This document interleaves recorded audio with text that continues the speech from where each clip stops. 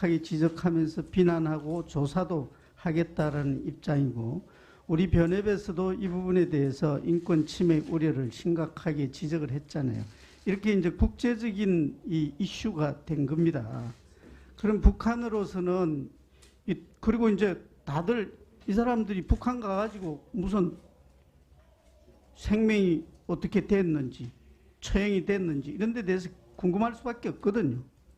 그래서 이제 아마 인권단체들이, 국제적인 인권단체들이 이런 문제를 지속적으로 문제를 삼으면 북한 당국은 그렇지 않다라는 것을 보여줘야 될 거예요. 그럼 이 사람들을 언론 앞에 세울 거라고. 그리고 이 사람들로 하여금 우리가 16명을 죽였다라고 분명히 이야기를 하게 할 겁니다. 죽였든 죽이지 않았든.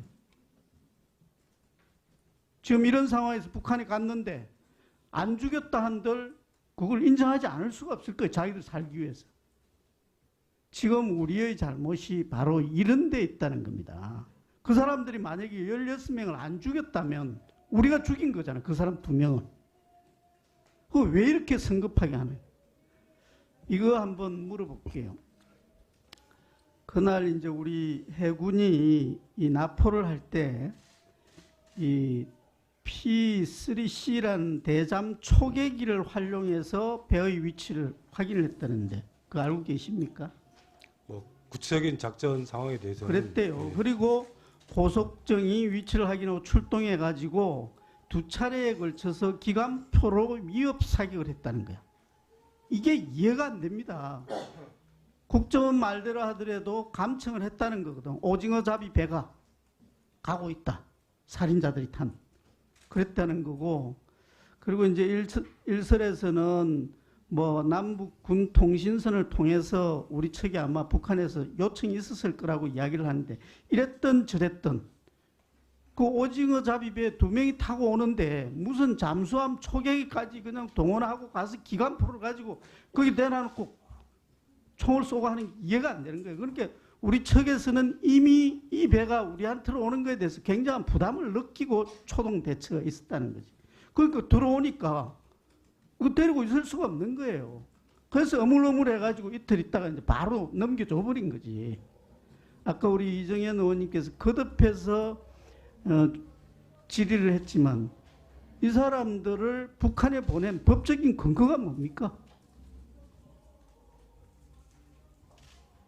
뭐 여러 가지를 검토를 했습니다. 그렇지만 아니, 그렇게 뭐 난민법이라든가 출입국 관리법이라든가 난민법은 외국인에 대해서 적용하는 거지 우리 국민한테는 적용이 안 된다는 거예요. 그렇습니다. 아까 장관님 자꾸 잠재적 국민 그러는데 대법원 판례 그리고 우리 헌법 3조는 북한 국민을 우리나라 국민을 국적을 가지고 있어도 우리나라 국민을 본다는 거 아닙니까? 그렇게 난민법은 대상이 아니라니까.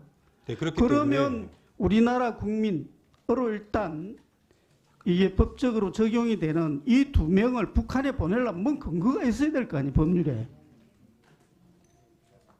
그래서 아까 말씀드렸다시피 기순 의사의 진정성을 수용을 하게 되면은 그때부터 국내법에 뭐 난민법이라든가 출입국 관리법이라든가 기타 등등 여러 가지 적용을 받습니다.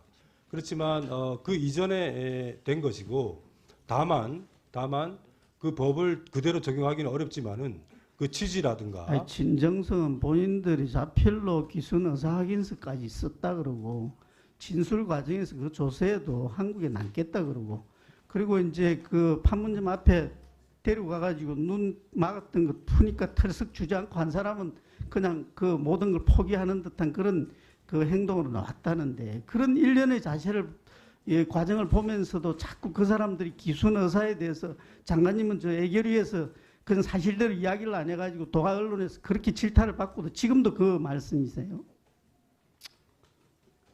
이게 적어도 오늘 장관님이 이 우리 외통에 나오려면은 이게 지금 제가 받아가지고 있는 자료, 이 국방위에서도 막 이야기하고 그랬는데 헌법, 그 다음에 형법 등등에 이 위반된 지금 여러 사례들을 저 자료를 다 가지고 있어요. 시간이 없으면 말씀 못 드리는데 적어도 이런 법률에 따라서 이런 프로세스로 이 사람들을 북한으로 보냈다라고 답변이 돼야 되는 거죠. 그게 안 되면은 누군가 의사결정을 한 사람 책임져야 되는 거고 그 집행에 관여한 사람들도 정도에 따라 책임을 져야 될 거 아니에요. 그런데 지금 무슨 법을 가지고 이 사람들을 북한에 보냈는지를 갖다 말씀을 못하면 그 책임에서 장관님 자유로울 수가 없는 거 아니겠습니까? 지금 이제 그 점을 우리는 주장을 하는 거고, 그리고 이 장관이 애결위에 가가지고 어민들이 죽더라도 북으로 돌아가 있던 진술을 분명히 했다. 정부는 이들의 기순의 진정성이 없다고 판단했다. 이렇게 답변을 하셨잖아요. 그런데 그러면 이때까지는 이 조사 내용에 대해서 장관님 전혀 모르고 있었다는 이야기 아니에요? 아닙니다. 이미 외통위에서 답변하고 저는 크게 차이가 난다고 생각하지는 않습니다.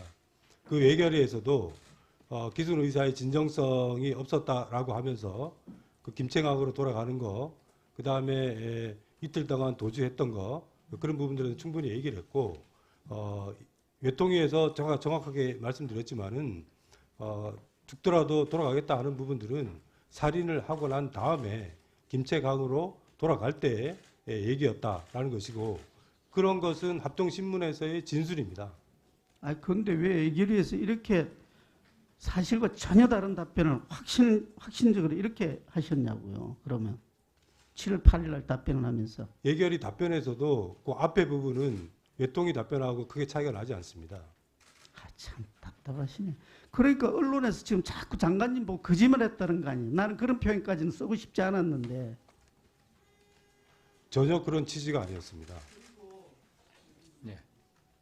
그리고 이게 이틀 만에 조사를 해서 북한으로 보낼 수 있는 그런 사안이 됩니까? 생각을 해보라고요. 제가 좀 설명을 드리도록 하겠습니다. NLL 근처에서의 대응 방식과 관련돼서는 기순 의사를 표명하지 않은 어선에 대해서는 퇴거 조치를 취합니다. 그 퇴거 조치는 방송과 위협 사격이 포함되어 있습니다. 이번 경우도 마찬가지로 위협 사격을 한 것으로 알고 있습니다. 그건 아까 처음에 제가 물었던 거고요. 그러면 기순 의사에 대해서 자꾸 말씀을 하시는데 기순 의사가 있는지 없는지는 합동조사반에서 그걸 판단했을 거 아니에요. 그 자필 진술서도 받았단 말이에요. 그렇습니다. 예. 그런데 왜 자꾸 거기에 대해서 진정성이 있니 없니?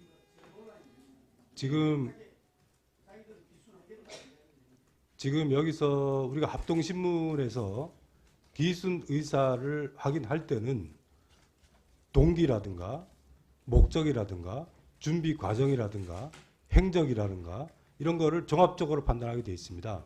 대부분의 기순한 어민들 같은 경우에는 처음부터 목적을 갖고 준비를 해서 옵니다. 그렇기 때문에 당연히 NLL 근처에서도 기순 의사를 다양한 방식으로 표현을 하는 것입니다.